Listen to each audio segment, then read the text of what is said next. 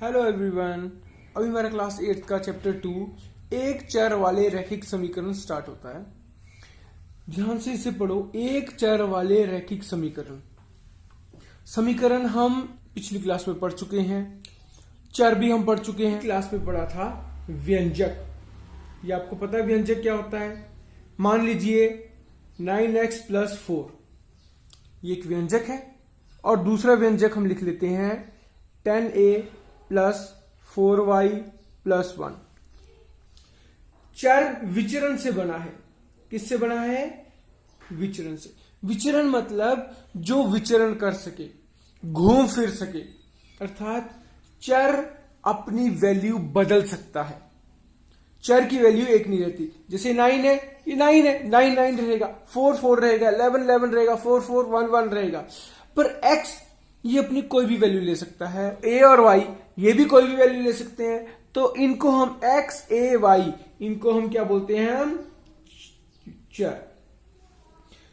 अब चर के लिए हम कोई भी अल्फाबेट लिख सकते हैं, a b c। वैसे हिंदी में हम क ख भी लिख लेते हैं इनको। अगर इस व्यंजक के आगे मैं बराबर लगा के यहां 0 इसको इक्वेट कर दूं या इसके आगे 7 लगा दूं, कुछ भी लगा सकता हूं, तो ये क्या बन गया? एक समीकरण। क्यों बोलते हैं इसको समीकरण? क्योंकि इसके बीच में ये निशान आ गया। ये किस चीज का निशान है? हमारा समता का। तो जहां भी हमारा व्यंजक के साथ समता का निशान आएगा, समता का चिन्ह आ जाएगा, एक बराबर का चिन्ह आ जाएगा, तो वो समीकरण बन गया। वैसे यहां पर भी समता का निशान आ गया तो ये भी बन गया एक समीकरण। तो ये दोनों हमारे समीकरण है। तो जब व्यंजक से अब ये क्या बन गया? हमारा समीकरण बन गया। पहले क्या था? ये व्यंजक था, अब ये हमारा समीकरण बन गया। समीकरण के दो पक्ष होते हैं, एक ये और एक ये। समीकरण के एक इस तरफ होता है, एक इस तरफ होता है। जो समीकरण के इस तरफ वाला होता है इसको हम बोलते हैं बायां पक्ष और इधर वाले को बोलते हैं हम दायां पक्ष। बायां पक्ष को हम LHS भी बोलते हैं और दायां पक्ष को हम RHS। LHS का आपको सबको पता लग गया होगा, लेफ्ट हैंड साइड, और RHS क्या होता है? Right hand side. ये लेफ्ट साइड में है, राइट साइड में लेफ्ट हैंड और राइट हैंड। तो इस समीकरण में हमारा 9x + 4 है, ये जो लेफ्ट हैंड साइड है हमारा, और 0 हमारा राइट हैंड साइड में है, और ये दोनों बराबर होते हैं, तभी वह समीकरण बना। वैसे इसमें ये LHS है और ये RHS है। ये LHS है लेफ्ट हैंड साइड और ये RHS है और ये समता का निशान है। जहां पर ये तीनों चीजें आ जाती हैं वो समीकरण बन जाता है। जिस भी समीकरण में चर की सबसे बड़ी घात 1 होती है वो रैखिक समीकरण है। 1 के अलावा कोई भी घात है तो वो रैखिक समीकरण नहीं है। जैसे ये देखिए, इसमें x की घात x के ऊपर कुछ नहीं लिखा तो इसका मतलब x की घात 1 है। इसमें भी x की घात 1 है, इसमें y की घात भी 1 है। ये चर है ना, तो ये भी रैखिक समीकरण है, ये भी और ये भी। अब मान लीजिए लिखते हैं हम 9x² + 4 = 10x। क्या ये रैखिक समीकरण है? नहीं, क्योंकि इसमें तो x की घात 1 है, ठीक है, पर इसमें x की घात क्या है? 2। तो सबसे बड़ी घात कौन सी होगी? 2। तो ये रैखिक समीकरण नहीं है। ये दोनों रैखिक समीकरण है।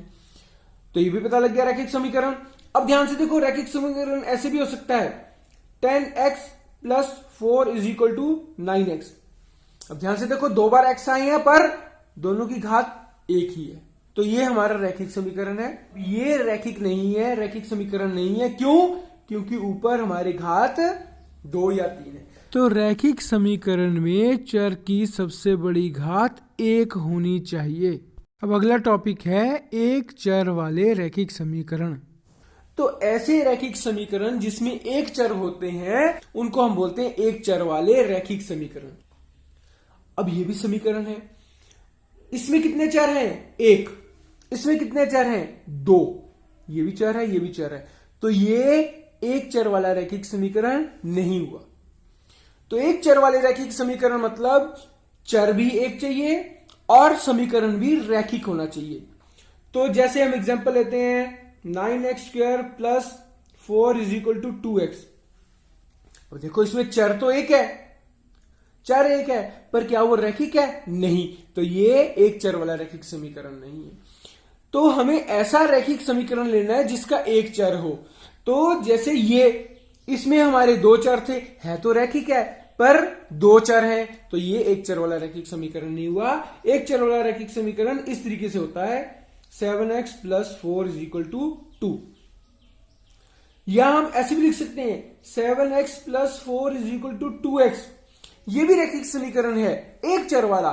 देखो देखने में लग रहे हैं दो अलग अलग जगह x लिखे हैं, है तो ये x है ना दोनों, और इनकी घात भी एक है, तो ये है एक चर वाले रैखिक समीकरण। हेलो स्टूडेंट्स, तो अभी हमारा अगला पार्ट शुरू होता है, एक चर वाले रैखिक समीकरणों का हल निकालना। सबसे पहले हम लेते हैं ऐसा जिसमें हमारे चर एक तरफ हों। पहले वो सीखते हैं। जैसे ये है x + 4 = 5। मान लीजिए ये एक समीकरण है। अब इसमें चर एक तरफ है, इस तरफ नहीं है ये। अब इसको हल करना है, तो हल कैसे करेंगे? हल का मतलब होता है हमें x का मान ज्ञात करना है कि x की वैल्यू क्या है। तो x की वैल्यू कैसे निकालेंगे? x के साथ हमें और कुछ नहीं चाहिए। अब यहां x के साथ क्या है? +4 हो रहा है, तो हमें यहां नहीं चाहिए। तो अगर यहां 4 है पहले ही, अगर 4 में से 4 घटा दें, 4 में से 4 घटा दें, 0 हो जाएगा। तो हम क्या करेंगे? यहां से घटा देंगे 4। अब यहां बराबर है और इस तरफ क्या है? 5। अगर हमने लेफ्ट हैंड साइड में 4 माइनस किया तो हमें राइट हैंड साइड में भी 4 माइनस करना पड़ेगा, क्योंकि मान लो यहां पर 10 चीजें हैं, यहां 10 चीजें, यहां भी 10 है। 10 में से हमने 4 निकाल ली, यहां क्या रहेगी? 6, और यहां कितनी है? 10। तो क्या ये बराबर हुआ? नहीं, हमें इन 10 में से भी 4 निकालनी पड़ेगी। यहां से 4 निकाली तो यहां से भी 4 निकालनी पड़ेगी, तभी वो बराबर आया। तो हमने यहां 4 निकाला, तो यहां से भी लेफ्ट हैंड साइड में से हमने 4 निकाला, तो राइट हैंड साइड में से भी हमें 4 माइनस करना पड़ेगा। ऐसे ही अगर हमने प्लस करना होता, अगर हमें लेफ्ट हैंड साइड में प्लस करना है तो राइट हैंड साइड में भी प्लस करना पड़ेगा। अगर वैसे ही अगर हमें मल्टीप्लाई भी अगर लेफ्ट हैंड साइड में मल्टीप्लाई करेंगे तो राइट हैंड साइड में भी उसी संख्या से मल्टीप्लाई करना पड़ेगा। सेम डिवाइड के लिए भी होता है। तो अब ध्यान से देखो, ये +4 और -4 क्या हो गए? 0 हो गए, कट गए। तो यहां क्या रह गया? x। ये देखो 4 है, 4 में से 4 गया 0 रह गए, 4 में से 4 गया 0 रह गए, तो यहां x रह गया, और यहां 5 में से 4 गया 1। x की वैल्यू कितनी आ गई? 1। क्या है हल हमारा? x बराबर है 1। अब इसी क्वेश्चन को हम दूसरे तरीके से कर सकते हैं, वो होता है पक्षांतरण। उसमें कैसे करते हैं ये देखो ध्यान से। x + 4 = 5 है। इस समीकरण का हल निकालना है, अर्थात हमें x की वैल्यू ही निकालनी। तो इस तरफ को क्या है हमारा? +4 है। पक्षांतरण मतलब इसको बाएं पक्ष से दाएं पक्ष में ले जाएंगे, ठीक है। ये जो +4 है इसको बराबर के दूसरी तरफ ले जाएंगे, बाईं तरफ ले जाएंगे। तो बाईं तरफ ले जाने का एक रूल होता है, जब भी लेफ्ट हैंड साइड से राइट हैंड साइड जाएगा या राइट हैंड साइड से लेफ्ट हैंड साइड आएगा, तो जो प्लस वाला होता है वो माइनस हो जाता है, माइनस प्लस हो जाता है, मल्टीप्लाई डिवाइड हो जाता है, डिवाइड मल्टीप्लाई हो जाता है, उल्टे निशान हो जाते हैं। ये पक्षांतरण का रूल है। तो इधर हमारा x रह जाएगा, इधर क्या हमारे 5 है, हमारा ये जो +4 है ये दाएं पक्ष में चल जाएगा, तो +4 इधर जाके हो जाएगा -4, प्लस वाला माइनस हो जाएगा। तो x की वैल्यू कितनी आई? 5 में 4 गया 1। तो चाहे इस तरीके से करो चाहे इस तरीके से करो, पर यह तरीका हमारा आसान होता है, इसमें स्टेप्स कम होते हैं, ये जल्दी हो जाता है। तो हम पक्षांतरण से ही हम इन समीकरणों को हल करेंगे। अभी हम उन समीकरणों का हल करेंगे जिसमें चर दोनों तरफ होते हैं। मान लीजिए ये एक समीकरण है, इसके चर लेफ्ट हैंड साइड में भी है, राइट हैंड साइड में भी है। देखो x राइट हैंड साइड में भी, लेफ्ट हैंड साइड में भी। तो हमने इसको हल कैसे करना है? ये 2x है और ये 5 है, 2x है और ये 5 है। क्या इसकी हम प्लस कर सकते हैं? हम नहीं कर सकते। 2x में हम x प्लस कर सकते हैं। 2x प्लस 5x होता तब प्लस होना था, ये प्लस नहीं हो सकता। और वैसे 7x में से 4 माइनस नहीं हो सकता। तो हम क्या करेंगे? हम जो एक्स एक्स समान चर हैं उनको हम एक तरफ करेंगे और जो बाकी के अंक हैं उनको दूसरी तरफ कर देंगे। तो हम एक्स को, ये 7x को राइट हैंड साइड में भी भेज सकते थे और 2x को हम लेफ्ट हैंड साइड में भी भेज सकते हैं। तो हम एक तरफ भेजेंगे तो हम कैसे करेंगे, ध्यान से देखिए, ये 7x है, इधर इसको यहीं रहने दो, इसके साथ यहां पर हम बराबर लगाएंगे। यहां देखो इसमें और चर कहां पर है, पहले हमने ये चर लिख लिया 7x, अब और चर कहां पर है, ये 2x है। ये 2x यहां पर क्या हो रहा है, प्लस हो रहा है। निशान देखो क्या होते हैं, 2x का निशान क्या है, कोई निशान नहीं है तो प्लस, 5 का प्लस, 4 का माइनस, 7x का कोई निशान नहीं तो प्लस, ये इनके निशान होते हैं, ये साथ साथ में चलते हैं। ध्यान से देखो, अब हम पक्षांतरण का प्रयोग करके इस समीकरण को हल करेंगे। पक्षांतरण में आपको बताया था प्लस माइनस हो जाता है, माइनस प्लस हो जाता है, मल्टीप्लाई डिवाइड हो जाता है, डिवाइड मल्टीप्लाई हो जाता है। पक्षांतरण मतलब होता है एक पक्ष से दूसरे पक्ष में जाना। तो जब भी एक से दूसरे पक्ष में जाएगा इस तरीके से बदल जाएगा।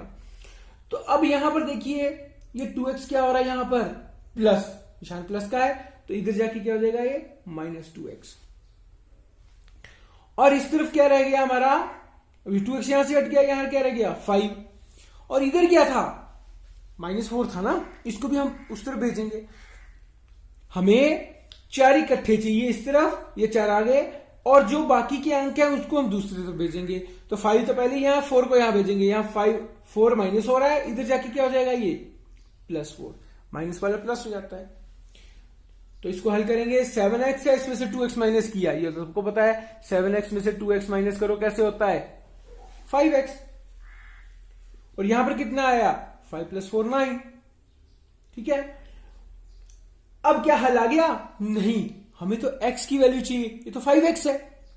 5x का मतलब क्या होता है, सबको पता है, 5x का मतलब होता है 5 × x। तो इसका मतलब यहां 5 और x मल्टीप्लाई हो रहा है, यहां पर हमें सिर्फ x चाहिए, तो हम क्या करेंगे, x यहां रहने देंगे, और यहां 9 है, तो ये जो 5 मल्टीप्लाई हो रहा है इसको लेफ्ट हैंड से राइट हैंड साइड में भेज देंगे।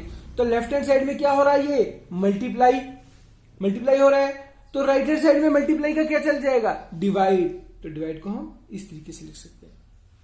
तो ये हमारी x की वैल्यू आ गई, x = 9.5, ये हमारा सोल्यूशन है।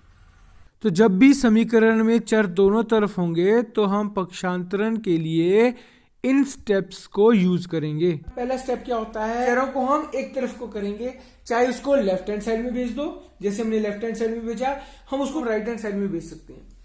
अगर हमने चरों को लेफ्ट हैंड साइड में भेजा है तो बाकी की जो संख्या है उनको हम राइट हैंड साइड में भेजेंगे।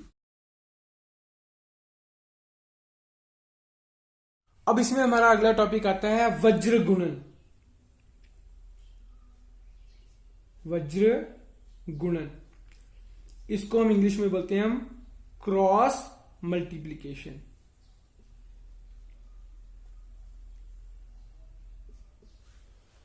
शब्द से पता चल रहा है ये क्रॉस मल्टीप्लीकेशन होती है इसमें। ठीक है, वज्र गुणन। वज्र गुणन का प्रयोग हम कब करते हैं, जब हमारा समीकरण इस तरीके से हो। मान लीजिए 7x - 4 अपॉन 2x + 5 = 7/5। मान लीजिए इस तरीके से हमारा कोई समीकरण है, तो इसको हम हल करते हैं वज्र गुणन से। वज्र गुणन क्या कहता है, क्रॉस मल्टीप्लीकेशन।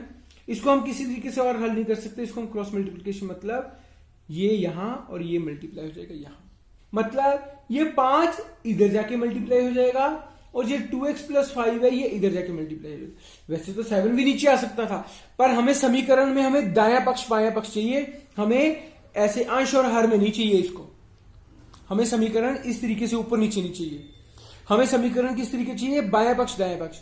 अगर ये 5 इधर चला जाए तो ये बन जाएगा हमारा लेफ्ट हैंड साइड, और ये इधर चल जाए 2x + 5 इधर चला जाए तो हमारा ये राइट हैंड साइड बन जाएगा। तो इसको क्रॉस मल्टीप्लाई करेंगे, 5 इधर चला जाएगा और 2x + 5 इधर चला जाएगा। ठीक है, तो बन गया ये 5 और इधर है 7x - 4, इधर ये मल्टीप्लाई होगा तो हम ब्रैकेट में लिख सकते हैं इसको हम सीधा ही, और इक्वल टू यहां 7 है और ये 2x + 5 इधर चला जाएगा तो ये भी ब्रैकेट में आएगा। क्योंकि ब्रैकेट में क्यों आएगा, क्योंकि 7 की मल्टीप्लाई, ये जो इधर जाएगा 7 मल्टीप्लाई होगा 2x के साथ भी होगा और 5 के साथ भी होगा मल्टीप्लाई। ठीक है, तो हम ब्रैकेट में लिखेंगे। अब इसको हल करना है, अब इसको हल करने का क्या तरीका है कि 5 7x के साथ भी मल्टीप्लाई होगा और 5 4 के साथ भी मल्टीप्लाई होगा, इस तरीके से। वैसे ही 7 भी इसके साथ भी मल्टीप्लाई होगा और 7 इसके साथ भी होगा। तो 5 इसको मल्टीप्लाई करेंगे 7x के साथ और माइनस करके लिखेंगे हम 5 की मल्टीप्लाई 4 के साथ, और इस तरफ 7 की मल्टीप्लाई होगी हमारी 2x के साथ प्लस 7 की मल्टीप्लाई हो जाएगी हमारी 5 के साथ। ये वितरण गुण है ना, तो क्या बन जाएगा 7 पंजे 35, तो बन गया 35x माइनस 5 का 20, 7 दूनी 14x प्लस 7 पंजे 35। ये मैं फिर बता रहा हूं, हम 7 को 2x के साथ प्लस नहीं कर सकते हैं, ये 7x और 2x की प्लस हो सकती है, पर 7 को हम 2x से मल्टीप्लाई कर सकते हैं, क्योंकि 7 गुना 2x का असली मतलब क्या होता है 2x plus 2x plus 2x plus 2x, 7 बार होगा ना ये, तो ये मल्टीप्लाई हो सकती है, क्योंकि असल में प्लस तो 2x 2x 2x की हो रही है ना, तो कितना जाता है 2x करके 14x आ जाता है, तो 7 दूनी 14 और तो बन गया 14x बन जाता है। क्लियर हो गया? तो यहां पर आ गया हमारा 14x प्लस 35, तो इसको आगे हल करेंगे तो वही क्वेश्चन आ गया कि दोनों पक्षों में चर है, दोनों पक्षों में ना, दाएं बाएं पक्ष में, तो हम क्या करते हैं इसको, ये चरों को हम इकट्ठा करते हैं, एक पक्ष में लेके आते हैं, या लेफ्ट में जाओ या राइट में लेके जाओ, तो हम इसको लेफ्ट में लेके आएंगे। यहां 35x है और यहां ये प्लस 14x है, प्लस 14x इधर आके क्या हो जाएगा, जब इसको राइट से लेफ्ट में लाएंगे तो बन जाएगा माइनस 14x। ये देखो ना, प्लस वाला माइनस बन गया माइनस 14x, और इस तरफ क्या हमारा 35 है ना, इधर 35 है, 14x तो चला गया, तो इधर 35 रह गया। अब इस तरफ 20 था, उसको हम राइट में लेके आएंगे, तो माइनस 20 क्या बन गया यहां प्लस 20 तो आएगा, पर निशान क्या आएगा, माइनस का प्लस हो जाता है। ठीक है, तो अब 35x में से 14x माइनस करो, उनको पता ही है 21x आ जाएगा, और यहां 35 में 20 प्लस किए 55 हो गए, तो विच इंप्लाइज x। अब ध्यान से देखो, यहां 21x है, 21x का मतलब क्या होता है, सबको पता है, 21x का मतलब होता है 21 मल्टीप्लाई x, यही होता है। तो यहां पर ये मल्टीप्लाई हो रहा है, पर हमको यहां सिर्फ x चाहिए, तो यहां x लिखेंगे, और यहां 55 है, यहां ये 21 मल्टीप्लाई हो रहा है, इसको हम यहां से लेफ्ट से राइट में भेजेंगे, यहां मल्टीप्लाई हो रहा है, तो यहां जाके क्या हो जाएगा, ये डिवाइड, तो बन जाएगा ये 55/21। तो यही हमारा सॉल्यूशन है, यही हमारा हल है इस समीकरण का। तो इस तरीके से हमारा वज्र गुणन खत्म होता है। इसका प्रयोग तब करते हैं अगर समीकरण इस फॉर्म में हो। किस फॉर्म में, जैसे ये लिखा हो ax plus b upon dx plus c is equal to p upon q। अगर इस फॉर्म में कोई समीकरण है तो हम वज्र गुणन का प्रयोग करके इसको हल कर सकते हैं। इस तरीके से हमारा चैप्टर 2 खत्म होता है। इसके बाद अब हम एक्सरसाइज करेंगे। Thank you. If you like the video, share it and kindly subscribe to my YouTube channel, Him Teacher.